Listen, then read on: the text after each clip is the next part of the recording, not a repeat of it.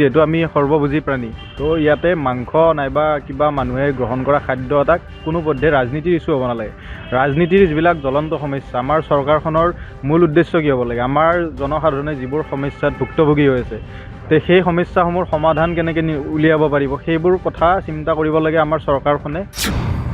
গৰুটোক লৈ মেলি দুটা ধৰ্মৰ মাজত যিটো বিভাজন অনাৰ প্ৰচেষ্টা, এইটো কোনো পধ্যে গ্ৰহণযোগ্য নহয়। কাৰণ তোমালোক নতুন প্ৰজন্মই কি বিচাৰিবা? এইখন চৰকাৰে শাসনত থাকক নে নতুন এখন চৰকাৰ তোমালোকক লাগে? চাওক, গণতন্ত্ৰ বস্তুটো কি হয়, মানে যদি চৰকাৰ চেঞ্জ হৈ থাকিব লাগে মানে মোৰ মতে। কাৰণ এটা চৰকাৰে যদি শাসন কৰি থাকে সেইটো গণতন্ত্ৰ হৈ নাথাকে। আমি তেওঁক চান্স দিব লাগে, এটা গণতন্ত্ৰক আৰু বেলেগ গণতন্ত্ৰকো, মানে বেলেগ চৰকাৰকো চান্স দিব লাগে আমি, তেতিয়াই গণতন্ত্ৰটো সুচাৰুৰূপে চলি থাকিব মানে মোৰ আশা। হোষ্টেলত প্ৰথম কেতিয়া সোমাইছিলা? মই 2020 আহিছিলোঁ। 20 মেচ ডিউজ কিমান আছিলে তেতিয়া? তেতিয়া আমাৰ 1700 টকা আছিল। 1700 টকা। 1700 টকাৰ পৰা মেচ ডিউজ এতিয়া 2500 টকা হ'ল।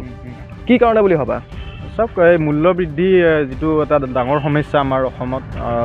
আমাৰ অসমৰে তেল অন্য ৰাজ্যত যদি আমাতকৈ কম দামত বিক্ৰী হয় আৰু আমি যদি তাতকৈ অধিক দামত আমাৰে তেল আমি কিনিবলগীয়া হয়, বা আমাৰে যিবিলাক চাহপাত, তো আমি সেইবিলাকে যদি অধিক মূল্যত ক্ৰয় কৰিব লগা হয়, সেইটো আমাৰ কাৰণে এটা ডাঙৰ সমস্যা। ক্ষেত্ৰত যদি আমি মন্ত্ৰীসকলৰ ভাষ্য শুনো, তেওঁলোকৰ ভাষ্য এনেকুৱা ধৰণৰ হয় যে পিঁয়াজ কমকৈ দিয়ক, আলু কমকৈ খাওক। তো সেইটো হ'ব নালাগে। চৰকাৰ বৰ্তমান শাসনত আছে। তেওঁলোক যেতিয়া বিৰোধী পক্ষ হৈছিল, আমি তেতিয়া দেখিবলৈ পাইছিলোঁ সাংসদ বিজয় চক্ৰৱৰ্তী বাইদেৱে হওক বা অন্য ৰাজনৈতিক নেতাসমূহে গলত পিঁয়াজৰ মালা লৈ প্ৰতিবাদ কৰা আমি দেখিবলৈ পাইছিলোঁ। তো তেনেকুৱা পৰিপ্ৰেক্ষিতত আজি সেই বিৰোধী দলটোৱে আজি চৰকাৰ গঠন কৰিছে। কিন্তু আমি দেখিবলৈ পাইছোঁ যে মূল্য বৃদ্ধিৰ যিটো সমস্যা আগতকৈ অধিক এইটো বাঢ়িছে। গতিকে আচ্ছা, তুমি কি খাবা বা নাখাবা সেইটো কোনোবাই নিৰ্ধাৰণ কৰি দিব, সেইটো হ'ব পাৰেনে? নাই, মানে এইটো হ'ব নালাগে একচুৱেলি। আমি যি দেখিছোঁ বৰ্তমান মানে আমাৰ ৰাজনীতিত আপোনাৰ যিটো মানে জ্বলন্ত সমস্যা, সেইবিলাক সমস্যাক মানে দূৰত ৰাখি কিছুমান যিবিলাক আচলতে সমস্যা হ'ব নালাগিছে সেইবিলাককে মানে আগত আনি সেইবিলাক এটা এজেণ্ডা বনাই আছে।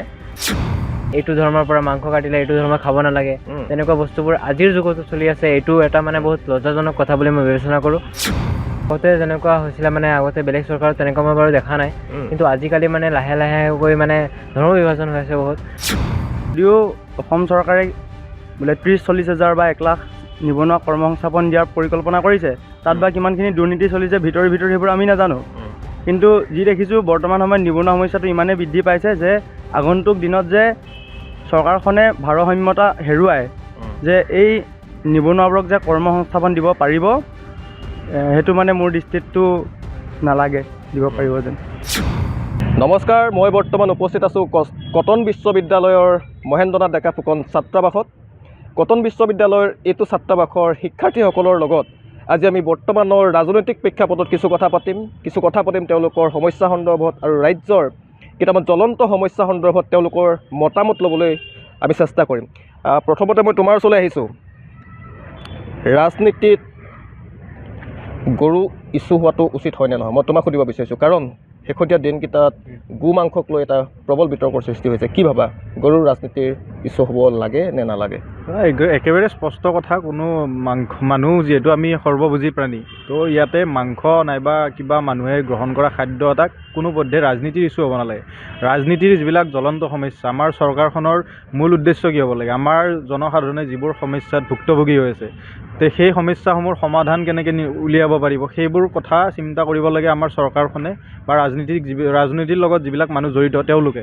কিন্তু গৰুটোক লৈ মেলি দুটা ধৰ্মৰ মাজত যিটো বিভাজন অনাৰ প্ৰচেষ্টা, এইটো কোনো পধ্যে গ্ৰহণযোগ্য নহয়। কাৰণ আমি দেখিবলৈ পাওঁ হস্পিটেল এখনত ৰোগীয়ে কিমান এটা বেয়া অৱস্থাত শুই থাকিব লগা হয়। চৰকাৰী হস্পিটেল এখনৰ কথা কৈছোঁ।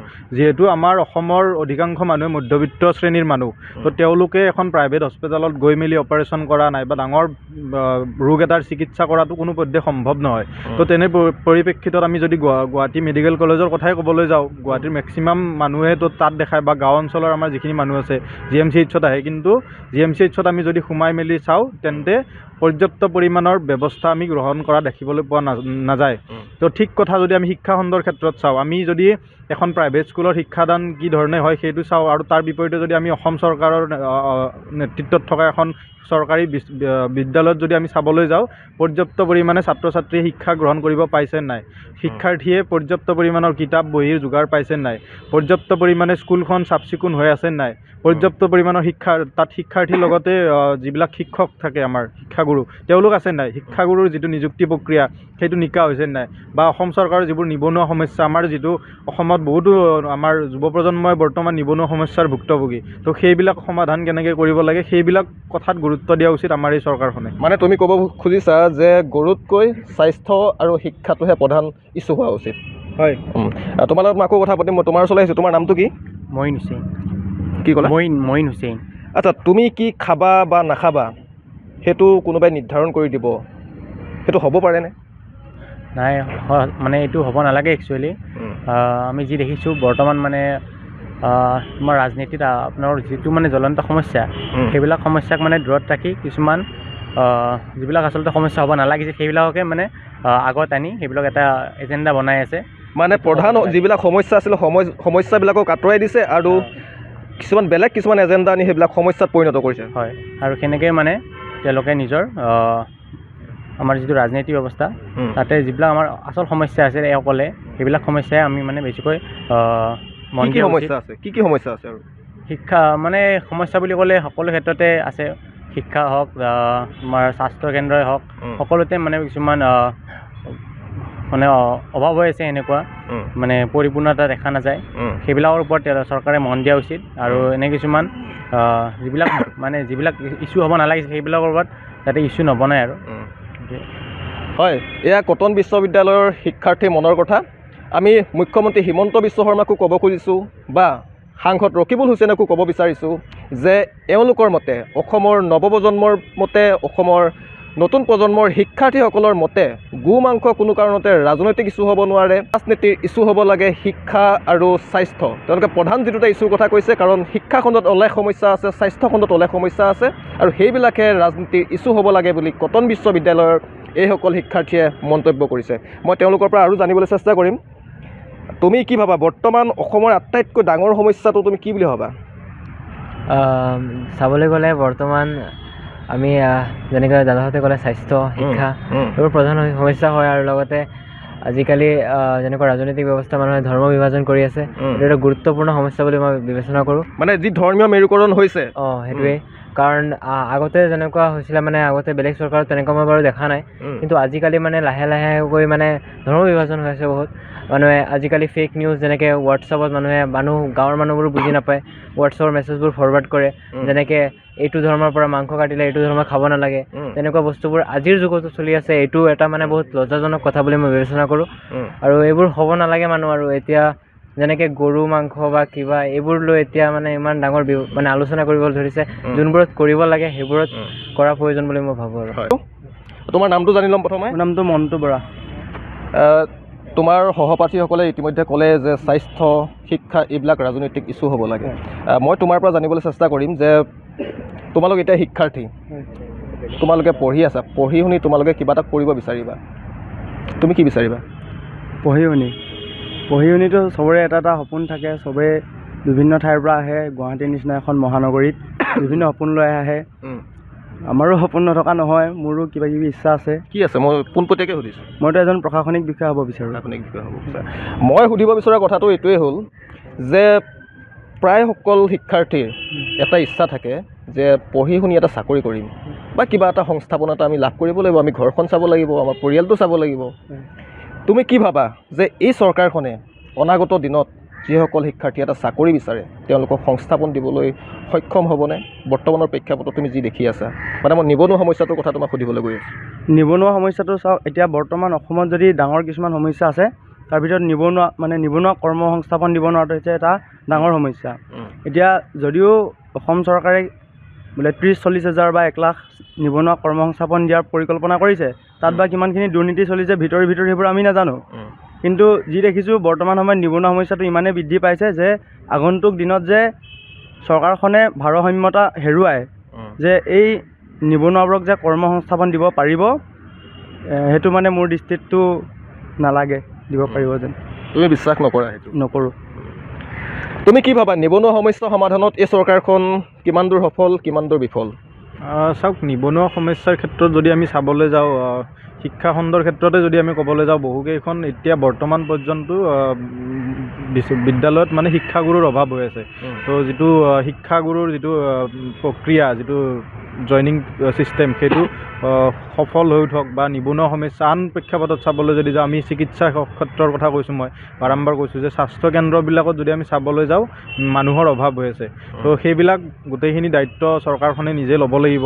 আৰু যিটো 3rd গ্ৰেড 4th গ্ৰেডৰ পৰীক্ষা অলপতে হৈ গ'ল বা যিখিনি হ'ব বুলি কৈ থৈ দিছে, সেই প্ৰক্ৰিয়াখিনি চৰকাৰে এটা কথা গুৰুত্ব দিয়ক।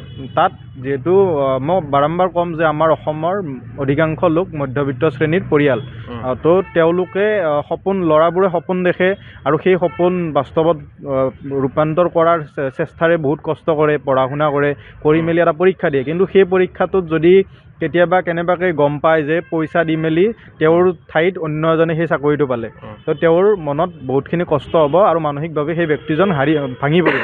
তো আমি বিচাৰিম, চৰকাৰক অনুৰোধ জনাম, যিবোৰ চাকৰিৰ ইতিমধ্যে দিয়াৰ পৰিকল্পনা চলিছে সেইবোৰ সুস্থ আৰু নিকা প্ৰক্ৰিয়াৰ মাজেৰে সম্পাদন হওক, সেইটো আমি বিচাৰিম। 2017 সোমাইছিলে হোষ্টেলত, তেতিয়া মেচ ডিউজ কিমান দিছিলে হোষ্টেলত? Match dues 2500। 2500? আৰু এতিয়া কিমান দিবলগীয়া হৈছে? এতিয়া ছেমে সেইটো। 17 চনৰ পৰা এতিয়ালৈকে মেচ ডিউজৰ একো পাৰ্থক্য হোৱা নাই? 17 চন নহয়, 17 আগষ্ট বুলি কৈছে। 17 আগষ্টত? আচ্ছা, ফাৰ্ষ্ট ইয়াৰ মই। এতিয়া তুমি 2500 টকাৰ মেচ ডিউজ দি আছা। তুমি হোষ্টেলত প্ৰথম কেতিয়া সোমাইছিলা? মই 2020ত আহিছিলোঁ। 20ত মেচ ডিউজ কিমান আছিলে তেতিয়া? তেতিয়া আমাৰ 1700 টকা আছিল। 1700 টকা? 1700 টকাৰ পৰা মেচ ডিউজ এতিয়া 2500 টকা হ'ল। কি কাৰণে বুলি ভাবা? চাওক, এই মূল্য বৃদ্ধি যিটো এটা ডাঙৰ সমস্যা আমাৰ অসমত, আমাৰ অসমৰে তেল অন্য ৰাজ্যত যদি আমাতকৈ কম দামত বিক্ৰী হয় আৰু আমি যদি তাতকৈ অধিক দামত আমাৰেই তেল আমি কিনিবলগীয়া হয় বা আমাৰেই যিবিলাক চাহপাত, তো আমি সেইবিলাকে যদি অধিক মূল্যত ক্ৰয় কৰিব লগা হয়, সেইটো আমাৰ কাৰণে এটা ডাঙৰ সমস্যা। আৰু মূল্য বৃদ্ধিৰ ক্ষেত্ৰত যদি আমি মন্ত্ৰীসকলৰ ভাষ্য শুনো, তেওঁলোকৰ ভাষ্য এনেকুৱা ধৰণৰ হয় যে পিঁয়াজ কমকৈ দিয়ক, আলু কমকৈ খাওক। তো সেইটো হ'ব নালাগে। আচলতে কেনেকৈ এটা আমাৰ কৃষকসকলে যিটো মূল্য, সেই মূল্যটো কেতিয়াও নাপায়, কিন্তু এই যিটো মূল্য বৃদ্ধি হয় সেইটো ডাঙৰ শ্ৰেণীৰ মাজত, আচলতে ডাঙৰ যিবিলাক ব্যৱসায়ী আছে তেওঁলোকৰ মাজত এইটো মুনাফাটো যায়। গতিকে সেই কথাত চৰকাৰে গুৰুত্ব দিয়ক। মূল্য বৃদ্ধিৰ যিটো সমস্যা, জ্বলন্ত সমস্যা, আমি দেখিবলৈ পাইছিলোঁ যিখন চৰকাৰ বৰ্তমান শাসনত আছে, তেওঁলোক যেতিয়া বিৰোধী পক্ষ হৈছিল, আমি তেতিয়া দেখিবলৈ পাইছিলোঁ সাংসদ বিজয় চক্ৰৱৰ্তী বাইদেৱে হওক বা অন্য ৰাজনৈতিক নেতাসমূহে গলত পিঁয়াজৰ মালা লৈ প্ৰতিবাদ কৰা আমি দেখিবলৈ পাইছিলোঁ। তো তেনেকুৱা পৰিপ্ৰেক্ষিতত আজি সেই বিৰোধী দলটোৱে আজি চৰকাৰ গঠন কৰিছে, কিন্তু আমি দেখিবলৈ পাইছোঁ যে মূল্য বৃদ্ধিৰ যিটো সমস্যা আগতকৈ অধিক এইটো বাঢ়িছে। গতিকে এই সমস্যাটোৰ প্ৰতি চৰকাৰে গুৰুত্ব দিয়ক আৰু মূল্য বৃদ্ধিটো কমাব লাগে, সেইটোৱে দাবী। 100 টকাৰ মেচ ডিউজ দিছিলা, আজি তোমালোকে 2500 দিব লগা হৈছে, হয়তো অহা বছৰ 3000 হ'ব। এই যে মূল্য বৃদ্ধিটো ঘটিছে, যাৰ ফলত তোমালোকৰ মেচ ডিউজ বাঢ়িছে, ভাবা নাই গৰু যিধৰণে ৰাজনীতিৰ ইছ্যু হৈ পৰিছে, মূল্য বৃদ্ধিটো ৰাজনীতিত ইছ্যু হ'ব পাৰিছেনে? তুমি কি দেখিছা? হয়, চাওক, মূল্য বৃদ্ধিটো এটা সঁচাকৈ মানে জ্বলন্ত সমস্যাতে পৰিণত হৈছে। আমি প্ৰতি বছৰে দেখা পাওঁ মূল্য বৃদ্ধিক লৈ বহুত মানে চৰ্চা হয়। মানে কৃষকসকলে বহুত কেতিয়াবা ধৰ্ণাও দিব লগা হয়। তেওঁলোকে নিজৰ যিটো মানে নিজৰ উচিত মূল্য খেতি কৰি গোটেই কৃষকসকলে আমাৰ ভাৰতৰ এটা মেৰুদণ্ডৰ নিচিনা। তেওঁলোকে গোটেই কৃষি ব্যৱস্থাত আমাৰ খোৱা লোৱাৰ পৰা আদি কৰি গোটেইখিনি আমাৰ তেওঁলোকৰ পৰাইতো পোৱা যায়, কিন্তু তেওঁলোকে আকৌ শেষত গৈ উচিত মূল্যটো নাপায়। আৰু তেওঁলোকে আমাৰ এইটো এটা সঁচাকৈ জ্বলন্ত সমস্যা। আৰু বিভিন্ন ক্ষেত্ৰতে হওক, অকল খোৱা বস্তু নহয়, আৰু আন বস্তুসমূহৰ দামহে বঢ়াই গৈ আছে। আৰু লগতে টেক্স পাতিও বহুত বঢ়াই গৈছে। কিন্তু দৰমহা পাতিটো সিমান আমাৰ যিবিলাক মধ্যবিত্ত শ্ৰেণী হওক, মানে তেওঁলোকে এতিয়া মানে নিজৰ মানে জীৱন কটোৱাটো মানে বহুত মানে অসুবিধাৰ সন্মুখীন হৈছে। সেইটোৱে আৰু তোমাক মই সুধিম, তোমাৰ বয়স কিমান হৈছে এতিয়া? মোৰ 18 বছৰ। 18 বছৰ। এতিয়ালৈকে তোমাৰ ভোট দিয়াৰ সৌভাগ্য হোৱা নাই, আৰু হয়তো তোমাৰ যদি ভোটাৰ তালিকাত যদি নাম আহে অহা ইলেকশ্যনত হয়তো দিব পাৰিবা। এতিয়া তোমাক মই সুধিব বিচাৰিছোঁ যে 2024 চনত বিধানসভা নিৰ্বাচন অনুষ্ঠিত হ'ব। তোমালোক নতুন প্ৰজন্মই কি বিচাৰিবা? এইখন চৰকাৰে শাসনত থাকক নে নতুন এখন চৰকাৰ তোমালোকক লাগে? চাওক, গণতন্ত্ৰ বস্তুটো কি হয়, মানে যদি চৰকাৰ চেঞ্জ হৈ থাকিব লাগে মানে মোৰ মতে, কাৰণ এটা চৰকাৰে যদি শাসন কৰি থাকে সেইটো গণতন্ত্ৰ হৈ নাথাকে। আমি তেওঁক চান্স দিব লাগে, এটা গণতন্ত্ৰক আৰু বেলেগ গণতন্ত্ৰকো মানে বেলেগ চৰকাৰকো চান্স দিব লাগে আমি, তেতিয়াই গণতন্ত্ৰটো সুচাৰুৰূপে চলি থাকিব মানে মোৰ আশা।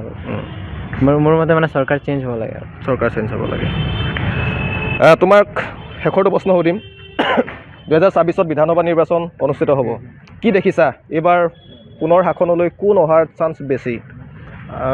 শাসনৰ কোন আহিব সেইটোতো ডাইৰেক্টলি ক'ব নোৱাৰি, কিন্তু জনসাধাৰণে আচলতে মোৰ মতে আৰু মোৰ ব্যক্তিগত মতামত, এখন চৰকাৰে যদি 2-3টা মানে শাসনকাল পায়, তেন্তে কি হয়, আমি কংগ্ৰেছৰ ক্ষেত্ৰতো দেখিবলৈ পাইছিলোঁ।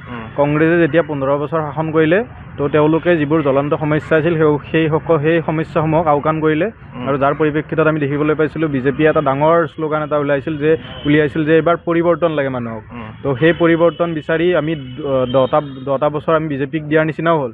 তো আমি এইবাৰ বিচাৰিম যাতে যদি ৰাইজে বিবেচনা কৰি চাওক মানে এইবাৰ যে আচলতে যিটো পৰিৱৰ্তনৰ শ্লোগান বিজেপিয়ে ৰাখিছিল তাত সক্ষম হৈছে নাই কোনোবাখিনিত।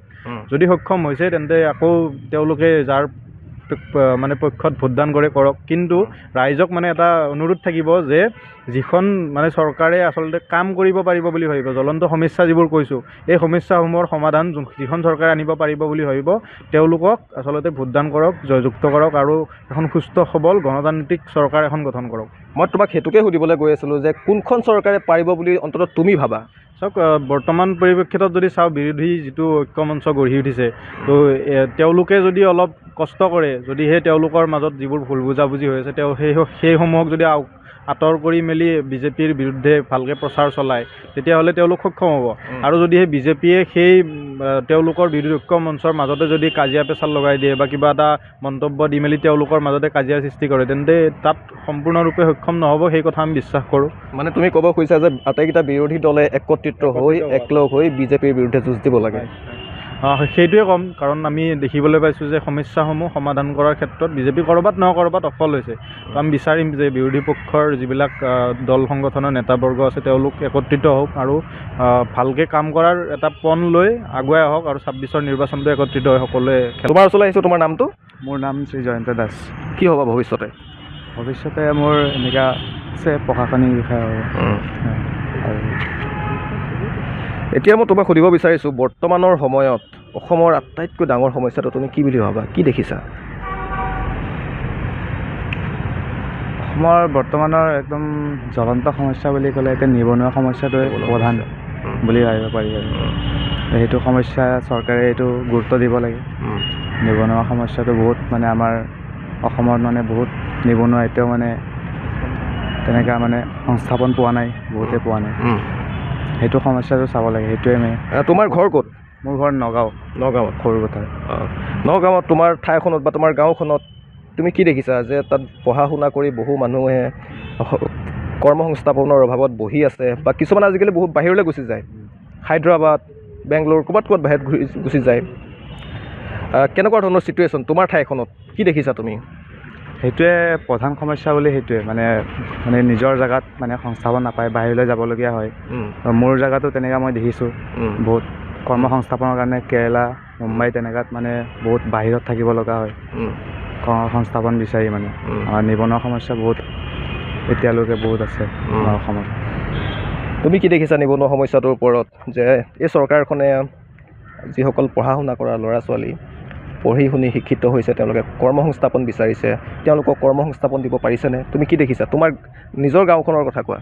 মোৰ গাঁৱতো মানে যিখিনিয়ে পঢ়া শুনা কৰিছে, তথাপিও তৎসত্ত্বেও মানে তেওঁলোকে যেনেকুৱা এটা মানে কৰ্মসংস্থাপন লাভ কৰিব লাগিছিলে, এনেকুৱা কৰ্মসংস্থাপন লাভ কৰা নাই এতিয়ালৈকে। তেওঁলোকে এতিয়া কি কৰি আছে?